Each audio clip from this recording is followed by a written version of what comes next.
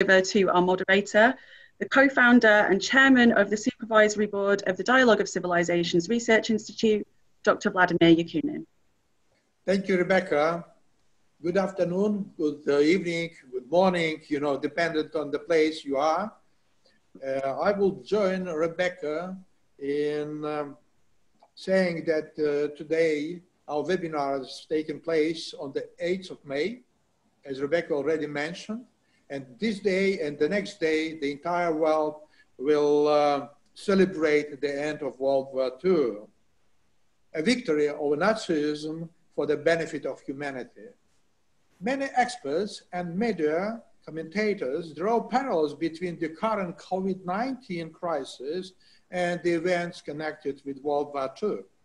This war was the deadliest military conflict in human history, leading to the loss of huge amount of the lives, more than 80 million lives totally. The USSR lost 26.6. China lost more than 20 million lives. Germany lost over 8 million lives. And then the USA lost over much more than hundreds of thousands of lives. The Great Britain, the same, and many other countries. Today, humanity is fighting against a new invisible enemy, the coronavirus.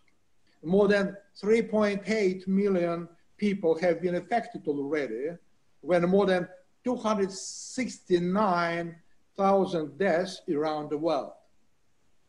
The scale of the changes we are witnessing and the mobilization necessary to combat the current threat are unprecedented. The COVID-19 pandemic marks a new milestone in the history of humanity. But it is not just one threat the world is facing. We all know very well the Doomsday Clock project, which was developed by nuclear scientists in 1947 to show how close humanity is to a man-made global catastrophe. At the beginning of this year, the clock reached the closest point to midnight since the project's inception. The lack of trust and inability to cooperate properly suggests that 75 years post-World War era has possibly ended, and demand that we rethink and look for new models. What achievements can we draw from the experience? 75 years ago, the leaders of the Soviet Union, the United States, and the United Kingdom defined a new world order for the post-war period at the Yalta and Potsdam conferences, including the creation of the United Nations as the international peacekeeping organization.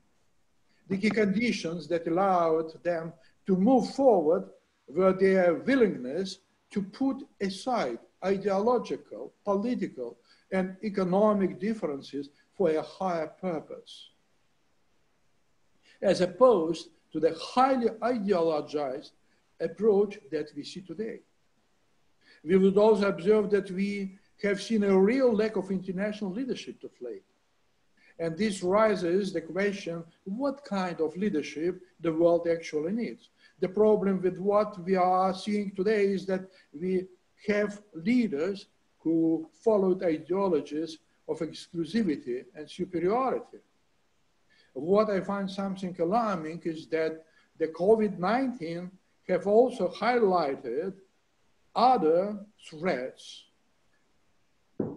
Even some of the most liberal countries have been very quick to replicate measures like closing borders, instituting surveillance systems that would not previously have been accepted, etc. Today, we will talk about lessons of the previous period and how this experience can be used in the face of the COVID crisis and possible new, yet unknown, dramatic challenges the world will meet. For our audience, please feel free to send your questions through, and we will either get on them during the discussion or we'll endeavor to get back to your with answers after the webinar. Lastly, and very important, I would like to thank our partners, Forum, La Foundation, Prospective, and Innovation, to organize this webinar. Thank you very much, Prime Minister Raffarin. Thank you and your people. And I also would like to thank all the audience of today. I would like to thank members of the board, our colleagues, all the attendees of this conference. Now, saying that, I would like to introduce our speakers of today. His Excellency, Jean-Pierre Raffarin, former Prime Minister of France, Chair of La Foundation Prospective and Innovation, and President of Leaders for Peace. Welcome, sir. Ambassador Vladimir Chizhov, Permanent Representative of the Russian Federation to the European Union. So, welcome. Daniel Hamilton, former US Deputy Assistant Secretary for European Affairs, and Richard von Weizsäcker, Fellow at the Robert Bosch Shifting. Now, ladies and gentlemen, we are to start. Distinguished Prime Minister, Your Excellency, may I suggest that you will make your remarks first? Thank you so much. If you don't mind, I will speak French because my English is not so good. Because it's a difficult subject to speak my language. J'espère que vous m'entendez bien. Je voudrais d'abord, cher Dr Yakunin, vous remercier vous-même et Dialogue des civilisations pour cette initiative. Vous, vos équipes, nous sommes très heureux d'avoir ce partenariat, la Fondation pour la prospective et l'innovation, avec votre Dialogue pour les civilisations, et nous vous en remercions. Je salue chaleureusement les invités à cette table ronde et l'ensemble des participants. Comme vous, Monsieur le Président Yakunin, je veux avoir une pensée particulière pour ces millions de morts de la Seconde Guerre mondiale, et puisque le 8 mai est cette célébration, c'est pour moi l'occasion de saluer la mémoire de ceux qui se sont battus et ont perdu la vie pendant cette Deuxième Guerre mondiale. Et puis, c'est l'occasion aussi pour le Français que je suis de dire un grand merci aux représentants des nations qui sont aux côtés de nous dans cette épreuve. Et puisque nous avons autour de cette table des citoyens russes et américains, je voudrais dire tout particulièrement et aux États-Unis et à la Russie, la gratitude que notre pays a pour avoir retrouvé notre liberté. Ce 8 mai 2020 est dans un contexte très particulier de la situation internationale, comme vous l'avez dit, Dr Yakunin, en raison de cette pandémie du Covid-19 qui crée, je crois, une situation géopolitique nouvelle. D'abord, il est très important de voir que dans cette pandémie mondiale, l'ensemble des pays ont recherché des solutions nationales. Contrairement à la crise de 2008, où nous avions engagé tous ensemble des démarches multilatérales, je me souviens du président Sarkozy au nom de l'Union européenne avec le président Bush, puis le président Obama, s'engageant dans des initiatives autour du G20 pour mobiliser les nations du monde pour un problème mondial. Aujourd'hui, nous sommes face à un problème mondial, mais globalement, nous faisons face chacun à un effort d'éradication, et ceci est probablement un premier signe de recul de l'énergie multilatérale. Deuxième élément, naturellement, qui frappe la situation nouvelle, c'est peut-être ce début de deuxième guerre froide qui peut s'installer entre les États-Unis et la Russie. Nous sommes là dans une situation qui est aujourd'hui brutale, une situation que personnellement je crois durable parce que je pense que nous sommes dans ce que les Européens nous appelons le piège de Thucydide, c'est-à-dire que la première nation a du mal à accepter la montée de la seconde nation et que la seconde nation se verrait bien à la place de la première nation. Et que cette compétition-là, elle est aujourd'hui installée et qu'elle est probablement durable. On a vu que les choses ont commencé par une guerre commerciale, puis une guerre technologique, et maintenant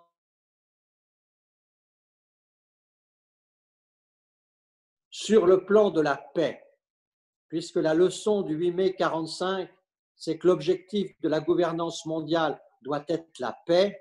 Sur ce plan-là de la paix, ce qui est à craindre, c'est l'escalade des humiliations. Je pense qu'il y a aujourd'hui une sorte d'humiliation en Chine quand naturellement les Chinois se font accuser d'être à l'origine de cette pandémie. De même que quand on regarde les prévisions du FMI sur les années 2020-2021, on voit qu'il peut y avoir un écart de croissance de plus de 10% entre une Chine qui aura retrouvé la croissance et des États-Unis qui sont toujours un peu en difficulté. Dans ce contexte-là, il peut y avoir une humiliation américaine. Quelle que soit l'humiliation, ce n'est pas bon pour la paix. Il nous faut trouver une nouvelle voie de multilatéralisme. Je souhaite que nous puissions en parler ensemble. On ne peut pas envisager une approche multilatérale sans les États-Unis. Quitter l'UNESCO, quitter l'OMS, ce sont des initiatives qui seraient pour le multilatéralisme des fragilités nouvelles. Et donc, il faut trouver comment remettre tout le monde autour de la table et comment peut se renouer un dialogue raisonnable entre la Chine et les États-Unis. Je pense que sans cette perspective-là, avec naturellement des innovations, car comme le 8 mai 1945, le multilatéralisme a 75 ans, en 75 ans, il a vieilli, il faut le rénover. J'aimerais qu'ensemble, nous puissions parler des pistes de renouvellement du multilatéralisme pour installer le dialogue et pour éviter de se retrouver dans une seconde guerre froide dont on connaît les difficultés. Je termine cette introduction en parlant de l'Europe qui, dans cette situation-là, est à la fois l'expression concrète du multilatéralisme, puisque issue directement du 8 mai 1945, l'Europe a voulu bâtir une organisation multilatérale, mais naturellement, aujourd'hui, l'Europe se trouve avec une double difficulté, une difficulté d'organisation interne avec une sorte de déconstruction, c'est la situation du Brexit, et puis des difficultés externes, notamment la question de la sécurité à l'est de l'Europe. J'aimerais que nous puissions en parler aussi. Il ne peut pas y avoir un avenir serein pour l'Europe s'il existe des tensions, notamment entre les pays de l'est de l'Europe et la Russie. C'est pour ça que le président de la République française a notamment demandé récemment à ce que nous travaillions à une nouvelle architecture de confiance entre la France, l'Europe et la Russie. C'est une vision importante que nous devons avoir dans cette situation de fragilité. J'ajoute, et c'est ma conclusion pour cette intervention initiale, c'est que nous ne pouvons pas accepter dans cette bataille internationale qui s'installe entre la Chine et les États-Unis d'être réduits à un rôle de balle de ping-pong qui recevons un jour un coup de raquette sur l'extraterritorialité venant des États-Unis et le lendemain un coup de raquette venant de la Chine sur les routes de la soie, par exemple. Et donc il nous faut vraiment constituer une forme d'alliance des nations libres pour éviter que le monde se partage à nouveau en deux, ce qui pourrait être une menace d'affrontement et qui serait naturellement très contraire à l'esprit et à la promesse du 8 mai 1945. Je vous remercie. Thank you very much, Your Excellency.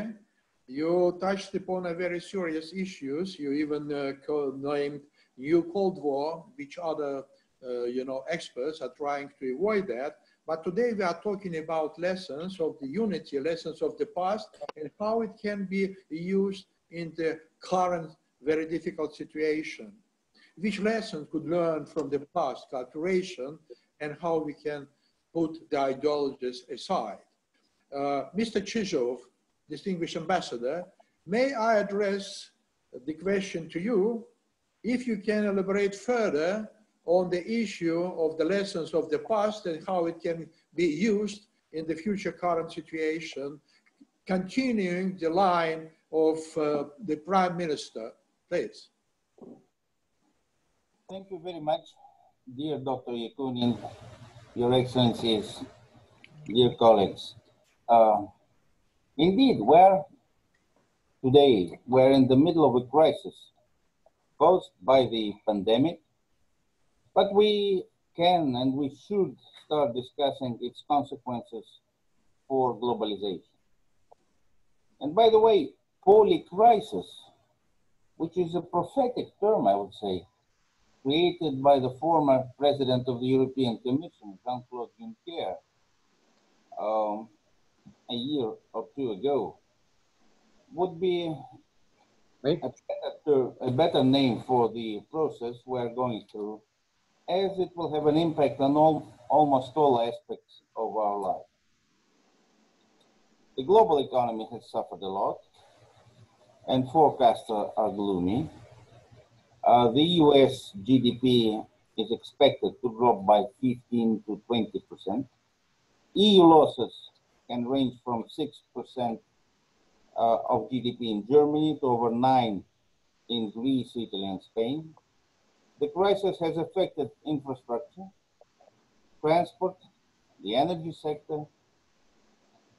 In this regard, I would note that it would be unfair and wrong to blame the fall in oil prices to certain Russian intrigues. First, the decision not to extend the deal was not ours. And secondly, the prices would have plunged anyway, with or without the agreement on output cuts. I believe the main point is that the coronavirus crisis has revealed our absolute lack of preparedness to hardships similar to the current one. It applies to everybody. It is striking, for instance, that the US healthcare system, with its 17% share of GDP expenditure, is twice higher than in EU countries and 4 times higher than in Russia. It has generally turned out to have feet of clay. I would recall some articles that I read recently published here in Brussels, listing possible scenarios of potential global crisis. The authors suggested all sorts of things, both blockbuster options such as an asteroid hitting the Earth, and more realistic ones or more plausible ones, including the beginning of a new violent conflict in the Balkans, a military flare-up in Ukraine, or a disaster at a European nuclear power station. But nobody described the pandemic to be caused by an infection. No wonder the situation is as it is now. Some seem to believe that a global crisis like the current one would be able to help bridge existing differences between international actors and facilitate a union in the face of a common enemy.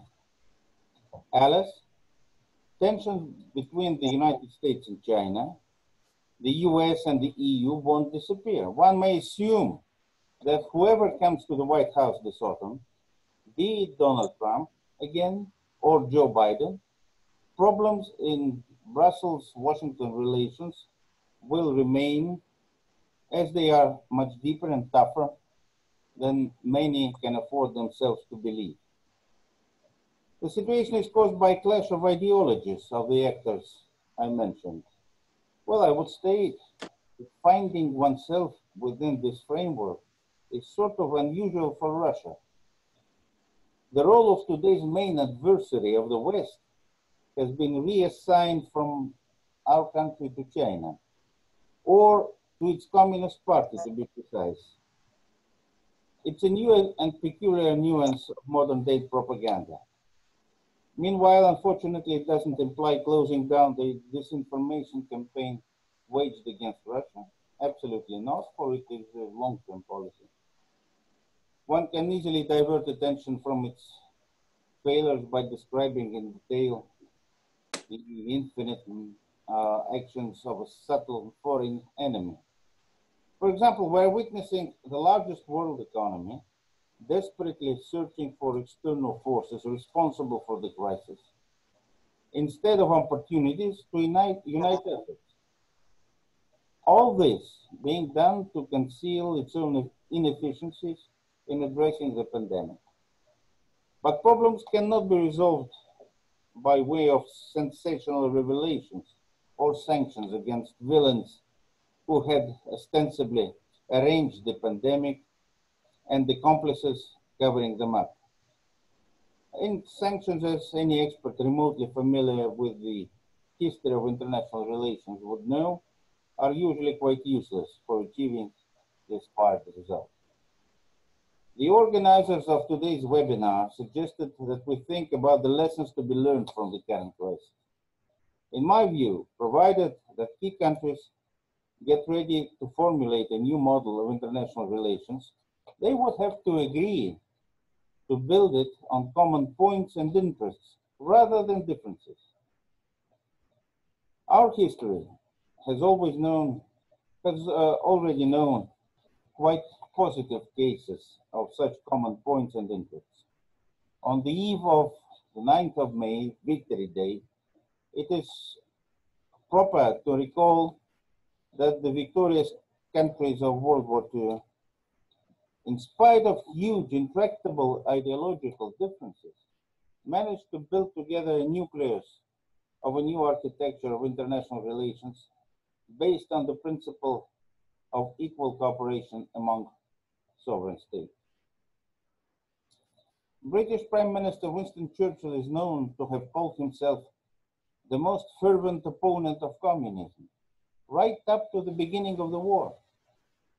But in the same year, 1941, his wife, Clementine, became the chairperson of the British Red Cross Aid to Russia Fund and provided substantial assistance to Soviet hospitals in this capacity. Eleanor Roosevelt, widow of President Franklin Delano Roosevelt, participated in the creation of the United Nations and became the first US representative to the organization. These are examples to remember when facing such common challenges of the current pandemic. In the words of Presidents Putin and Trump, jointly commemorating last month the 75th anniversary of the famous handshake on the Elbe, it was an example of how our countries can put aside differences, build trust, and cooperate in pursuit of a greater cause. Fortunately, we don't have to make such enormous sacrifices.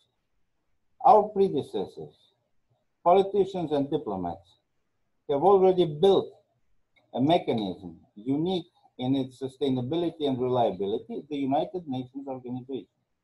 It unites all countries of the world and therefore is genuinely legitimate, has many time-proven tools at its disposal that, if properly used, can address the most serious of challenges. For example, we have the WHO, the World Health Organization, a key international healthcare institution. But in 2019, it had a budget of only $60 million. You would agree that compared to trillions invested today, or expected to be invested, to mitigate consequences of the pandemic, this sum seems surreal. As far as globalization is concerned, I think its ultra-liberal bias will probably be cast aside. Meanwhile, this objective process will go on reasonably and perhaps at a moderate pace. Our world order will remain based on nation states, and logic suggests that they will ensure the progress of globalization by joint efforts, including in order to establish common response to global challenges. Now, do we need a new protocol of multilateral international relations under such circumstances?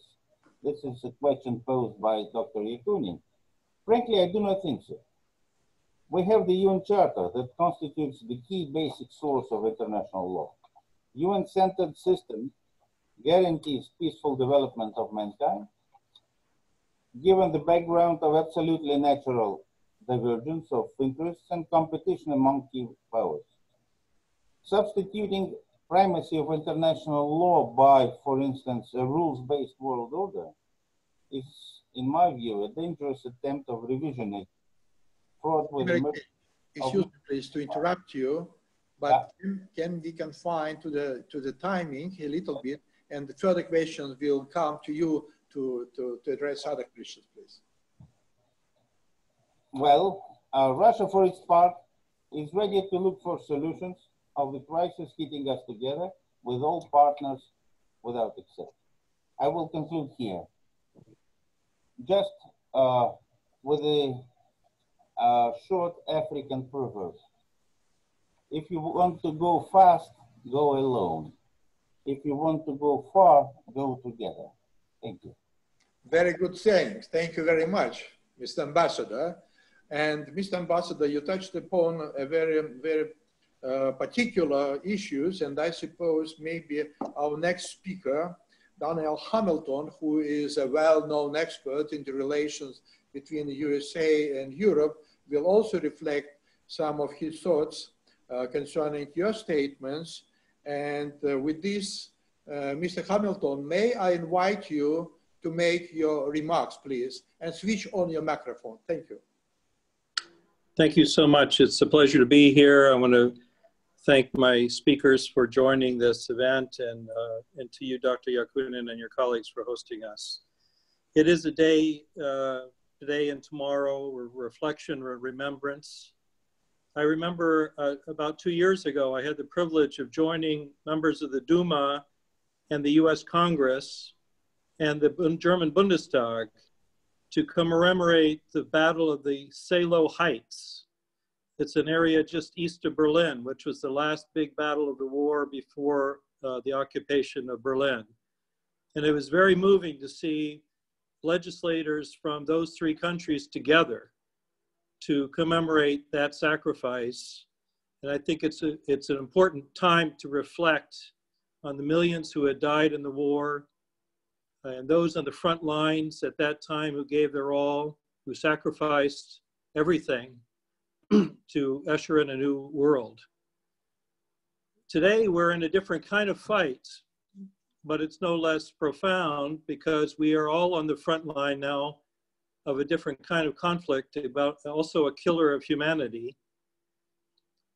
Both speakers, Ambassador Chizov in particular, mentioned the WHO. It's interesting to note, almost at the beginning of the Cold War, 1948, the WHO was created, despite all the differences. And it's also important to remember that at that time, part of the reason that happened is because smallpox, which had not yet been tamed, had killed more people than World War I and World War II put together.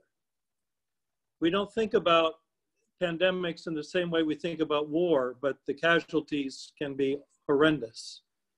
And it was only through a massive international cooperation were we able to exterminate smallpox. And that was only because we did it together. Now there are millions on the front lines today, and it's important, I think, that we commemorate them, but they're different people. They're nurses and doctors, they're caregivers, they're emergency workers. They're all risking their lives today, every day, right now. They're risking death to protect all of us. And they deserve our respect and support. We can sing from balconies and bang pots in appreciation, but what they need is better working conditions, better support, better pay, real help, because they are today the front line, and they're everywhere in all of our countries. When I was asked to join today, I was asked to reflect a bit more on history and what, in fact, those days 75 years ago would maybe tell us. And again, it's important to respect the valor and sacrifice of the people who were involved at that time. It's also Europe Day. 5 years later, in 1950, the Schuman Declaration brought forth a new type of Europe that showed that countries that had just years earlier been fighting each other could create something new. And I want to congratulate the Prime Minister and his French colleagues and all the members of the European Union for that achievement.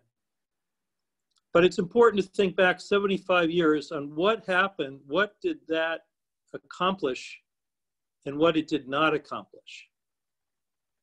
Importantly, we ended the war with Germany. We ended the Shoah, the Holocaust. These are massive historical changes, really quite critical. But the war did not end on May 9th or May 8th. Injustices did not end on May 8th or 9th. In fact, both continued. The war in the Pacific was continuing. At least for the United States, that was now the preoccupation, was to get the Soviet Union, the ally primarily in Europe, to join now in the war against Japan. And the preoccupation was to build down US military presence in Europe, because the prospect was we would have to occupy the Japanese islands.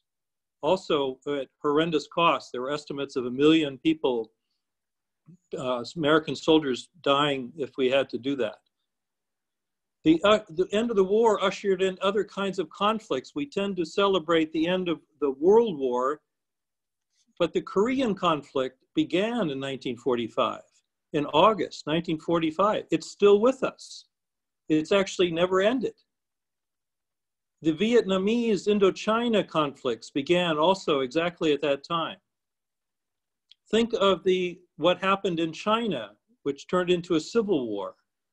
In fact, the Chinese Revolutionary War was, after World War I and World War II, the greatest war of casualties in human history. 2.5 million people died just in that war. India and Pakistan had a conflict as they formed their new worlds. Greece and Yugoslavia broke apart and were fighting each other. The Arab-Israeli War happened in 1948. All of these things were happening as the World War came to an end. So the war ended, but wars did not end. Conflicts continued. And each of these brought tremendous injustice, as did the occupation of the Baltic states by the Soviet Union following the war, as did the repression through military force and ideological control of many of the countries of Central and Eastern Europe for decades. And interestingly, in colonial lands throughout the world, the countries we viewed as the European liberators were viewed there as the oppressors, continuing their oppression. And of course, here in the heart of Europe, the Cold War descended on Germany, splitting this country, splitting Berlin, splitting Europe, and in the end, splitting the world. So I think it's important to remember that the real peace that ended World War II was not 75 years ago. It was really only 30 years ago. It came at the end of the Cold War. And the legacies that it brought when it came the peaceful unification of Germany, the end of the Iron Curtain, and what I think was really the informal peace treaty, if you will, ending both the Cold War and World War II, the Paris Charter, the Charter for a New Europe that was signed in November 1990. It's called the Charter of Paris. That is an amazing document signed by all the countries of North America and Europe, including the Soviet Union at the time. It's really quite a document because it ushered in something quite historic. If we just think about it for a second, the only peaceful systemic change in history, in 500 years of human history. There were 4 others where we changed the world, but all were because of horrendous conflict. World War II, we mentioned that. World War I, the Treaty of Versailles. Before that, the Congress of Vienna. Before that, the Westphalian treaties. All of those which changed the world and the structures of our cooperation were only due because of massive human tragedy. It was only the end of the Cold War, the one big change that happened relatively peacefully, although not completely. So we should reflect on what we did then to manage the end of our conflict. We did it peacefully. We ushered in lots of ways of working together in new ways. But we did not create mechanisms for a new order. We simply ended the old one. We were unable, really, to create a new structure at the time. I think our failure then was masked by the fact that we were no longer at conflict with each other. And for the next 30 years, sort of a paradigm took hold that we were in this next post-Cold War world that was basically relatively peaceful. Mr. Hamilton? I fear, I'm ending now. I'm ending right now. I fear now that this era is coming to an end. And that if we reflect, even during the Cold War, when we had the worst conflicts, we were able to find ways to manage and regulate that competition, whether it was arms control or confidence building measures, or the Helsinki Accords were a way to manage rules of the road. All of those guardrails today are gone. And then we are in another period of redefinition and change. And I would argue it's beyond what Ambassador Chiso said about the nation state. We are in a period of redefinition of human connection in a way that the nation state is part of it, but it's not the full answer anymore. The world of digitalization is creating networks that bind us in ways that transcend nations. You can see through the pandemic and through climate change that health, human-centered security is becoming just as important as nation-centric or network-centric ideas. We don't even have the vocabulary yet to describe our situation. Yes, sir. That is my conclusion, unfortunately. Thank you. Yes, unfortunately, because, you know, you make a very inspiring, introduction, and you touched upon very sensitive questions. Already some questions are coming from the audience. And as a moderator, I am keeping my question for myself for the time being, but when looked through the list of participants, I found some very well-known names there, and, you know, people who were communicating with the Dialogue of Civilization for long. And one of the questions I already got from former Prime Minister, Mr. Atarbayev, and this is directed to you, Mr. Prime Minister Raffarin, when you were talking about the relations between the United States and USA, Russia. The question is, in view of a new potential Cold War, which you mentioned, between US and China, could EU and Russia play mediation role? Please answer the question.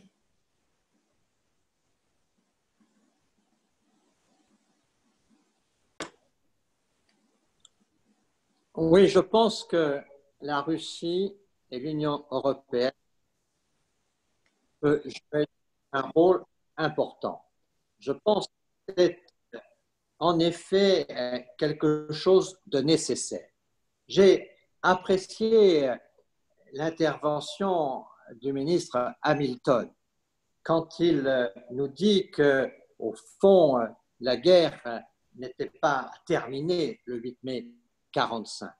Mais il y a un point très important, c'est que pendant toute cette période de la guerre de Corée, de la guerre du Vietnam, etc., les États-Unis acceptaient de jouer un rôle de leader et acceptaient d'avoir une vision pour l'ensemble du monde en discutant avec les partenaires, mais d'avoir une vision mondiale, une perspective mondiale. La question aujourd'hui, c'est que est-ce que America First, c'est America Alone? C'est est-ce que aujourd'hui on peut penser que les États-Unis sont dans une situation où ils peuvent partager une vision du monde avec un certain nombre de partenaires? Je pense que tout dépendra ça peut-être de la politique intérieure américaine, mais néanmoins, il est très important qu'il y ait un pilotage dans le monde. Et il est très important que ce pilotage s'organise avec un certain nombre de grandes puissances. Il est évident que si les États-Unis devaient durablement se tenir un peu à l'écart de l'ambition de gouvernance mondiale collective, il est clair qu'il faudrait trouver une sorte de troisième voie entre la Chine et les États-Unis, de troisième organisation, réinventer peut-être les non-alignés et penser à une organisation des Independent and United Nations. Et évidemment, à ce niveau-là, l'Europe d'une part et la Russie d'autre part pourrait être une structure qui donnerait au monde cet équilibre qu'il nous faut pour réussir la paix du monde. Donc, en résumé, cher Président, je crois qu'il faut absolument, à la fois pour l'Europe, mais aussi pour le multilatéralisme, et je le pense pour la Russie, réussir cette nouvelle organisation de type Helsinki, de manière à ce que la question de la sécurité à l'est de l'Europe soit apaisée. C'est un point stratégique important pour l'équilibre du monde, d'apaiser la situation de la sécurité à l'est de l'Europe. Et à partir de ce moment-là, soit nous allons vers de nouvelles règles d'un système multilatéral, si les États-Unis et la Chine se mettent ensemble autour de la table, soit nous irons vers une organisation avec de nouvelles alliances pour gérer de nouveaux rapports de force. Et il est clair que la vision gaulliste de la politique étrangère que garde la France fait qu'à ce moment-là, on cherchera à appartenir à des nations indépendantes qui chercheront l'équilibre dans un multilatéralisme rénové.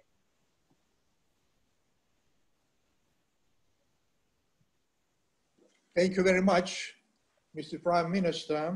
And as I mentioned, I see several names in the list of our participants who would like to ask oral questions, and we will provide this opportunity to them. I would like to know if Mr. Paul Goldstein, CEO of PTB Global Advisory, is with us. Paul, are you with us?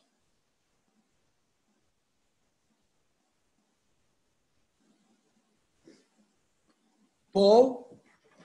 Okay. Please, you have 3 minutes to introduce your question, and you please point out to whom from the podium you would like to address this question. Welcome. Well, thank you for introducing me, and Ambassador Chuzov, I say hello. We met in Rhodes. Prime Minister Raffarin, I really enjoyed your remarks, and Dan Hamilton, you were brilliant, really, for bringing back what was really going on in 1945. I think the biggest issue that I'd like to raise is how did the idea of disruption, starting with Brexit and the election of President Trump, and as one of our British colleagues in Rhodes had said, Trump is like a human wrecking ball of the multilateral system. How does this virus, this COVID-19 virus, provoke the kind of strategic and historical philosophical thinking that could bring about the kind of cooperation, I believe, rooted in the nation state, and that we may need to build a new international order, not based on the traditional liberal principles of the post-World War II era, but a different understanding of what international relations will be in this period. So my question is how do you define, all three panelists, the new international order? What would it include beyond the Helsinki, the Paris Agreement, because the center of the strategic crisis is in the Indo-Pacific. It's not in Europe and Russia. I think historically, Russia and the United States during the Cold War built a crisis management system that enabled us to mitigate the dangers of nuclear war and all the issues that still need to be resolved in terms of border issues in Eastern Europe. That the biggest issue is China and the Chinese Sino-centric worldview as a historic understanding that culturally China sees itself bypassing the United States as the hegemon, and that the Sino-Russian alliance to the United States represents the key strategic challenge as outlined in the December 2017 documents on national security strategy and national defense strategy. So taking that context, how do we bring China as a responsible stakeholder when China was not a responsible stakeholder when we built the post-Cold War era arrangements? I leave it at that. Thank you very much, Paul. So, dear participants, dear panelists, everyone has 3 minutes to answer the question, what can be the new features of New World Order, and how, the international community can see the Chinese involvement into the creation of this new world system, positively, of course. So may then I start with Ambassador, with you. Thank you. 3 minutes. Yeah. Let me start from the final phrase of Mr. Goldstein. When I hear about Indo-Pacific, I immediately start thinking about China. And no wonder, because the way this configuration is presented, it looks like something directed more against China than anything else. Secondly, I would also disagree with the definition of the post-World War II international order as being a liberal one.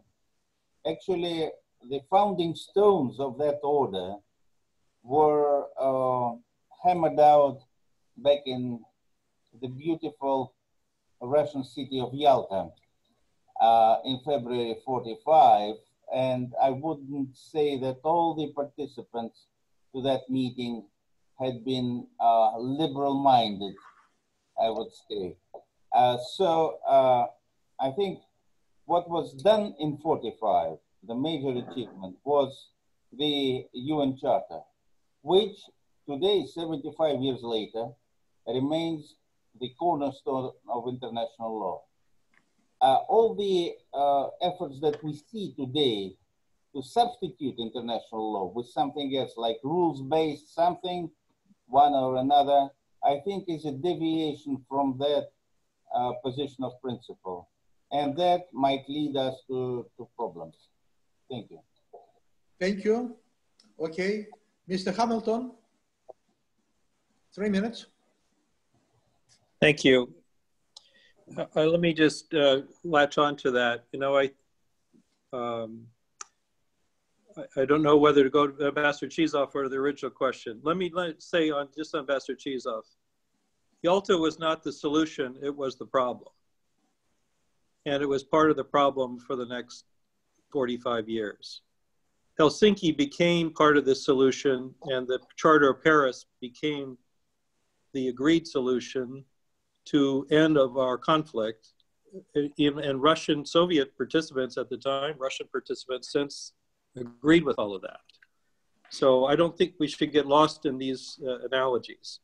Let me, on the point, the question, I think, as I tried to say, we are in a time of radical uncertainty. It is beyond the virus. The virus only amplifies and accelerates other trends that have to do more with human innovation and our ability to either cope with it or not. Let me just very briefly mention three. One, world-changing innovation was the atomic world, the nuclear age. Albert Einstein said it changed everything except the way we thought. And we managed that conflict for decades, but we've entered now a sort of a period of nuclear disorder where the Russian-American part of it is no longer really as central as the diffusion of nuclear knowledge, the ability of others to access capabilities, and the lack of any guardrails to regulate that conflict in a much more diffuse nuclear world. That's on its own track. Then we have what I mentioned before, the digital revolution, which is changing fundamentally many of the ways we communicate. We're all doing it right now on this conference. And this virus is only accelerating all of those trends in terms of digital networks. And that is going to bypass nation state systems. They are going to be part of it, but they don't define it in and of themselves. And we have to find a way to grapple with basic principles and rules of the road for that digital revolution that's going to only accelerate further. And then the one that's really coming at us is what I would call the genomic revolution. It's the biological revolution. Because if you put revolutionary advances in biology together with digitization, we are changing what it really even means to be human. Our science is racing very past our politics. And I don't think we have even the beginnings of understanding of what this new age might be when biology and digitalization come together. Okay. These are the challenges we're going to have to face. They're far beyond a state-to-state type of arrangement. Thank you very much.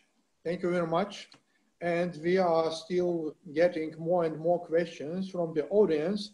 And we have like 50 participants here, gentlemen. So, we are lucky to have only 1.5 hours for our webinar. Otherwise, we will spend entire, weeks here. So the next question, I would like to know if we can pick up the question of Dalbir Singh from India, National Secretary of the Indian National Congress, President of Politics and Management Fund, India.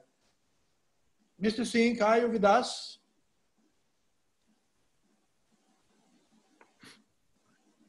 Mr. Singh?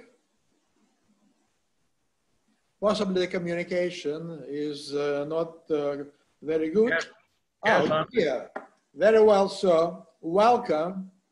Please, Thank you. You are from India. India also participated in the World War II, though, even in your country, not many young people know about that. So, you know, in terms of our discussion, what kind of question you would like to ask? You have 3 minutes, please. Dr. Yakunin, 2 million Indians participated in World War II, and they virtually participated in every theater of war, from Africa to Middle East to Italy to Burma campaign. And we lost nearly 100,000 people. Now, I've been listening to this very interesting dialogue today. Let me tell you, let's not look at novel coronavirus in isolation. Let us look at the larger picture globally. What has led us all this to? Because we're commemorating 75th anniversary of the World War II. And that was a point of time in history we got together to work against fascism, and those forces we tried to annihilate mankind. And today we are again at the crossroads. But what has built all, I mean, look at the world today, pre-COVID period. There has been rising intolerance, aggression. There's been conflict and unrest, like Dan brought about in virtually every part of the world, whether it's Egypt, Yemen, Sudan, Syria, India, Pakistan, Israel, Palestine, South China Sea, US, Iran. There's virtually unrest in every part of the world. And this is just a trigger. Corona was just a trigger to remind us that things could get worse. And we have to look at how miserably some of the governance institutions globally have failed. Virtually, the health system, the world over, have totally collapsed in face of this particular pandemic. And pandemics will come and go, but mankind has to survive. There's an alarming need, there's an alarming message for the international community to come together just the way we came together in 45. Even Cold War came to an end, we sat together, we sat on the negotiation table. We all have to look at mankind as a larger issue. And if mankind has to survive, we have to build partnerships, we have to build coalitions, whether we constitute working groups. Even then there were differences between US and Russia. Now we have de-escalated the arms race. Why can't the US and Russia sit together? They are huge countries, they're responsible nations. They've played very important part in the world order all these years. They can sit together. Many important countries of the European Union can also play a part. Why don't we all sit together, work out an arrangement by which we can have convergence of interests? How will we reduce our geopolitical differences? Because how does conflict get born? Conflict arises out of geopolitical differences, geopolitical rivalries, geopolitical animosities. And let us face fact. That is what has driven this world to. There are so many challenges. World is on the brink of starvation. 25,000 people die every day because they don't have enough food to eat. There is so much of unemployment. And now with this COVID-19, unemployment will go up by 20%. In my own country, the GDP was nearly 5.8%. And post-COVID, it will come down to 1%. And many other countries are seriously affected. The unemployment will go up. There will be unrest in many of the poorer countries. And we have to sit together and to find solutions. COVID is just a trigger. COVID is also an opportunity for us to come together. And we have to make sure we build a sustainable, peaceful world. And that we can do by coming together, by building bridges between us. Maybe we can constitute working groups. There are always ways of making. So, please, your question, sir. Your question for the Prime Minister Raffarin is, how do we narrow down our geopolitical differences? Geopolitics will always be in part of history. It will continue to remain.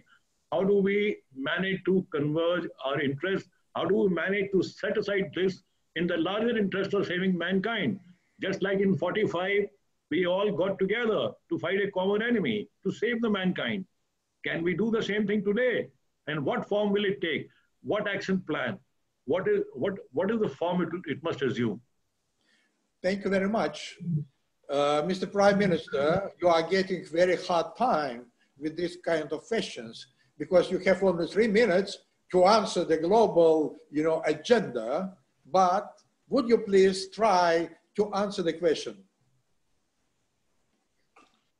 Je vais essayer, mais très sincèrement, je rejoins M. Hamilton sur le fait que nos systèmes politiques seront sans doute dépassés à un moment ou à un autre par les pressions éthiques et stratégiques liées à l'impact du digital sur les autres sciences, et notamment la génomique. Et donc, on aura probablement des défis, le transhumanisme, un certain nombre de grands sujets qui font qu'on risque vraiment d'avoir des systèmes politiques qui seront, par ces révolutions, tiraillés.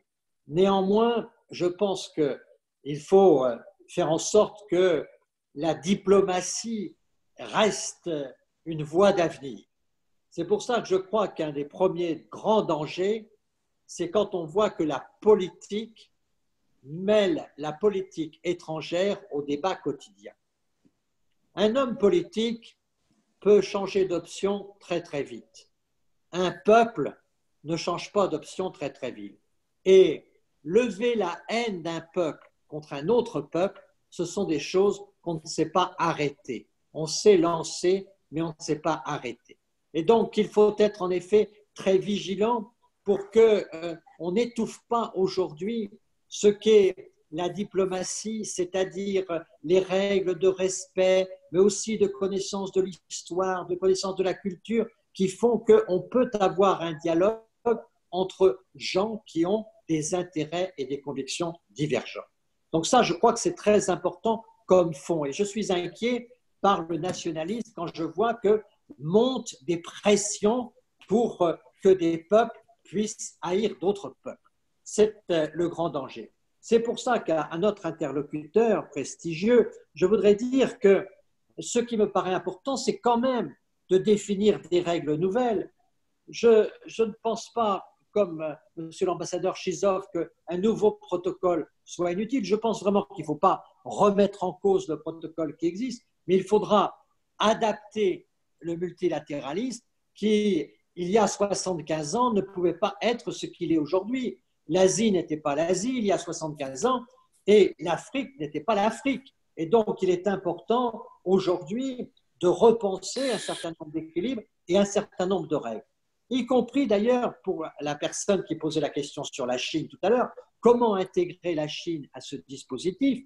La Chine qui est très attachée au rapport de force, qui a une ambition puissante en matière de gouvernance mondiale, la seule façon de pouvoir parler avec elle d'égal à égal, c'est de constituer un multilatéralisme suffisamment organisé pour pouvoir la mettre devant ses responsabilités avec des capacités d'expression de rapport de force. On sait bien que dans la culture chinoise, la Chine n'aime pas perdre la face et donc ce qui est important, c'est qu'on puisse constituer des rapports de force internationaux pour équilibrer le monde. Donc en résumé, pour rester dans les 3 minutes, ce que je crois, c'est que nous n'échapperons pas à des nouvelles règles multilatérales, en s'ouvrant notamment aux sociétés civiles, en s'ouvrant au public scientifique, en s'ouvrant à d'autres que les diplomates, mais en respectant la fonction diplomatique qui est celle de respecter l'interlocuteur pour trouver des chemins d'avenir.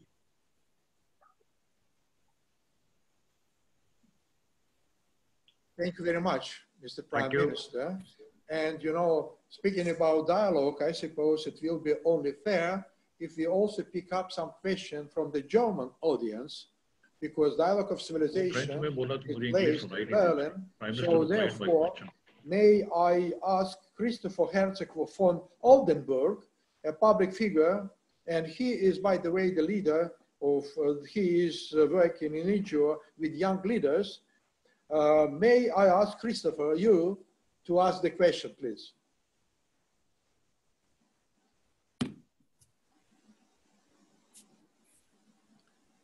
Yes, you have 3 minutes. Please introduce your question. Thank you so much, Dr. Yakunin, for this invitation. For me as a German citizen, really, it's a great honor to be participating in such a discussion on a day that commemorates really the end of German atrocities and crimes spread all over the world. I'm young enough that even my parents were born well after the end of World War II, and that's something that obviously, but the war itself is obviously something that has been very important in my raising and upbringing and education here in Germany, and quite influential as such. I want to share one thought that I'm having, because that is on such a day comparing the end of World War II and the World War II that preceded that end, as well as the situation that we have today. And I want to pick up here a thought that Dan Hamilton has put forward, how disruption in the way international collaboration is taking place was always triggered by such an event and such atrocities. So my thought is, what we see is stress and threat from the situation and the SARS-CoV-2 virus to humankind today. And that is a similarity to the World War II. On the other hand, the great difference is that it's not a situation that is brought up by nations, by humans or so, but there's an external threat. So my hope is actually that this can trigger a collaboration, just like like World War II did as an outcome. But one that is actually more joining us together. And the question here would be, hello, is it sufficient to have an external threat triggering international collaboration, or does it have to be a national conflict that would trigger such a revolution? And the other question is really, the situation is some sort of a wrecking ball towards everything. And the question is, what's going to be the impact on other conflicts that we have today, say in the Ukraine, say the Armenia-Azerbaijan conflict? Thank you. Thank you very much. So I divide your question to two panelists. The first one, Mr. Hamilton, is going to you. And the second, about the existing conflicts, Ambassador, I will address to you, okay? Mr. Hamilton, you have the floor first. 3 minutes, please.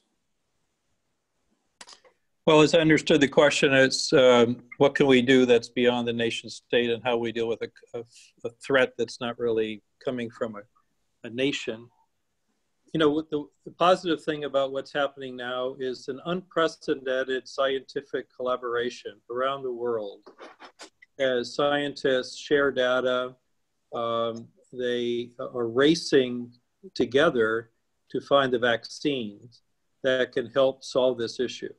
And they're doing it in a way that has never happened before in human history. And because of digitization, they're able to do it at a pace that even when we were dealing with SARS and Ebola and the other, it was just nothing like this. So hopefully this is a precedent for how we could work together in the future. But we have to understand how fast some of this innovation is happening. And the nation state, everyone on their own mentality, which we have seen, isn't really going to cut it anymore. So for instance, I work a lot with my colleagues at Johns Hopkins University Medical School, which I think everyone knows is quite central to much of the debates going on right now. And they always say, you know, that stockpile mentality, that nations stockpile vaccines for next pathogen. You have to stockpile this in order to combat that, you know, deadly bug, is obsolete, because the pace at which we will face, you know, pathogens in the future is accelerating. But we have it within our capacity today, in scientific terms, to create countermeasures, to develop rapid response capability to these types of things. Rather than stockpile against this or that bug, you develop a countermeasure capability scientifically to deal with any bug. We have that today in our capacity as humankind, but we do not devote the resources to make it happen. So Ambassador Chisov mentioned the WHO. Rather than think about the structures of the WHO, let's think about the scientific capacity it could harness and think more about the rapid reaction type of medical response to the coming human diseases that we will face, rather than a nation by nation stockpiling mentality. That has to be the way we think forward. That's a new way of doing things. It's more in tune with the pace of change rather than kind of thinking in an analog world, I would say, which is sort of unfortunately what we've been doing. Thank you. Very, very interesting answer. Thank you. And to the point, sir. Ambassador, you know, the second part of the question was addressed to you, please. Thank you. Well, a number of current conflicts were mentioned by Mr. Oldenburg. Well, conflict. When the coronavirus, you know, crisis will influence, maybe positively, the calming down these two crises mentioned, please. Well, let me refer as a baseline to the famous Chinese hieroglyph that actually that describe the notion of a crisis. One can be translated, I don't speak Chinese, so I'm referring to various interpretations. So the first has its meaning as catastrophe. The other paragraph means opportunity. So I believe that any crisis, including the current one with the coronavirus, can and should be used by the international community as an opportunity to do a number of things. Promote political solutions to crises, actually perhaps divert money that is currently spent on arms and on continued fighting towards political goals, and also building up, of course, the medical systems. And definitely to look into the economic side of the current crisis, focusing on the possible ways of using economic stimulus to help those nations and those countries involved in current crisis to benefit from solutions rather than prolong indefinitely their conflicts. I think that should be the answer to that. Thank you very much, Ambassador. And we have two questions, one from Africa and one from China. Now, this is Henry Wang, President, Center for China and Globalization, who is asking, what about G7 expand to G10 to include Russia, China, and India, enhance the efficiency of global governance in post-pandemic era? May I ask you to continue your answer, please, very short. Well, I think the simple answer is that we already have the G20. So I don't think we need any G10s or other formations. The G20 was created actually against the background of inability of the G7 to play a decisive role, a unifying role in today's evolving world. Because understandably, there is no realistic possibility you can address and resolve global economic problems, for example, without China today. So the G20 at this point is not perfect. There are countries that still want to join. There are people who would say that the G20 is, I would say, not as useful as it is portrayed, but still, it's the optimal formation that the world has today to deal with those issues.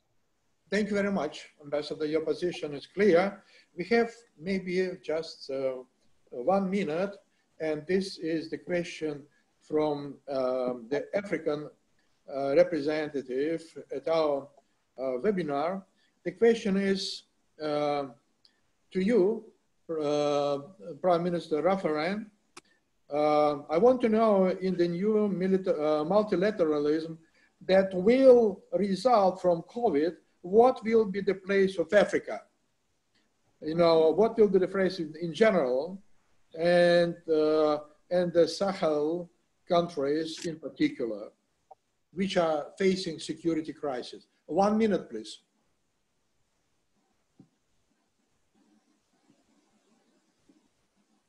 Très franchement, je pense que l'Afrique est une urgence mondiale aujourd'hui, parce que l'Afrique va avoir en successif et en cumulé au moins les 4 crises, la crise sanitaire, la crise de la faim et de l'alimentation, la crise de l'emploi avec 1 milliard de jeunes à intégrer dans l'économie africaine d'ici 2050, et puis la crise de la sécurité avec le développement du terrorisme. Donc nous sommes sur un continent extraordinairement fragilisé, et fragilisé aussi par la compétition des États-Unis et de la Chine, puisque la Chine aujourd'hui détient 40% de la dette africaine.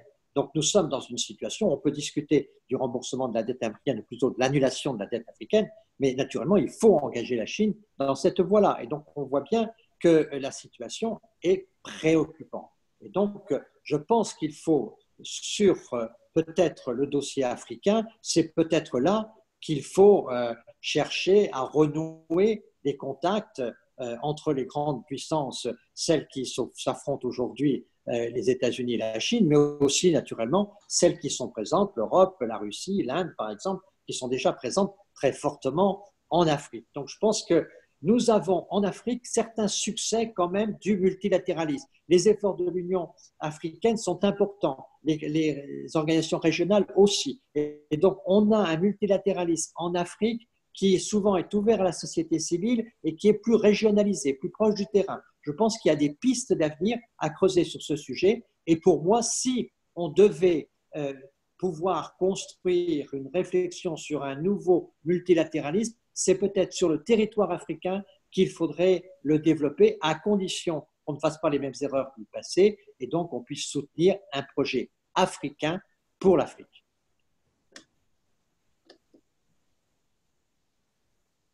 Thank you very much, Mr. Prime Minister. Distinguished panelists and distinguished auditorium, you know, time is running, this is usual, and we have a lot of questions, but we cannot answer all the questions, and we will, you know, come back to you with the answers to your question, either through our website or otherwise. But I am, in the, you know, now expected to make some kind of to present some final version of our discussion, which is absolutely impossible due to the brilliant speakers and brilliant ideas they were referring to. But I would like to pick up some of the most essential elements. Multilateral world. The multilateral world consists of different civilizations. And this different civilizations should be equal, not in terms of military power or even economic power, but in terms of equal ability to engage in global dialogue. First, the practice of dialogue of civilization is in fact a way of building the global community. All of you were talking about necessity to find a new way to overcome the conflicts and to overcome the disputes we have here. It combines the positive human potential of civilizational identities, state structures, social and economic features, as well as cultural and historical diversity. Only by working together, all of you said, only working together, we can correct and recast the existing global disorder and find a way to greater prosperity for humanity. Specifically, if we are talking about, you know, poor countries, poor regions like Africa and some Asian countries. And it is our hope that coronavirus must act as a leveler in a way when it comes to nations, and that after a short-term spike in focusing on national interest, we will see countries coming back together around shared interests. Of emerging world, as you mentioned, in Asia and Africa. And we were talking about leadership.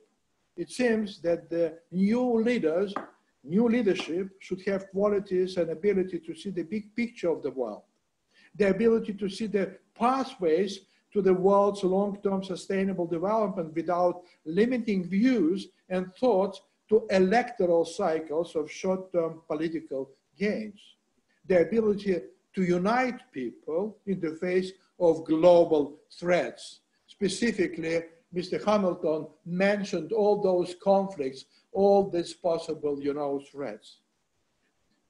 The current crisis shows that the world needs a new protocol, possibly, but not everyone agree with that, for international relations. And responsible leadership, if it is to be better prepared for future crises of this scale, we must offer a new paradigm for global powers to cooperate.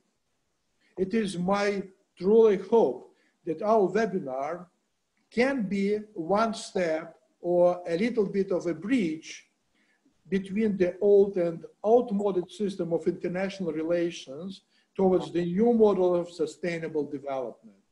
And if we are sitting together, are able to communicate, to discuss, to represent, those possibilities for the human good, for the human and the total good. I suppose this is the pattern of dialogue we need to promote. With this, I would like open-heartedly to thank our speakers, to send our auditory, to send those who asked questions, and invite you to further collaborate with Dialogue of Civilization, with all the speakers, for the future of our mankind, for the future of our kids and our friends and families. Thank you very much. All ladies and gentlemen, distinguished panelists, thank you for accepting my moderation. Thank you and goodbye now.